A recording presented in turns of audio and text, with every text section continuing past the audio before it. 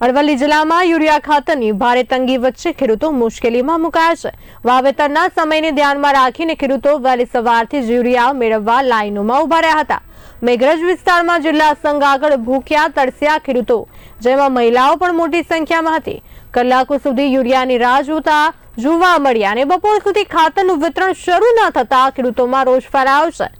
શિયાળુ પાક માટે જરૂરી ખાતર સમયસર ન મળે તો ખેતીને ભારે નુકસાન થવાની ભીતિ ખેડૂતો વ્યક્ત કરી રહ્યા છે। ખેડૂતો તંત્રને તરત જ યુરિયા ખાતરનું વિતરણ શરૂ કરીને રાહત આપવા માંગ કરી રહ્યા છે।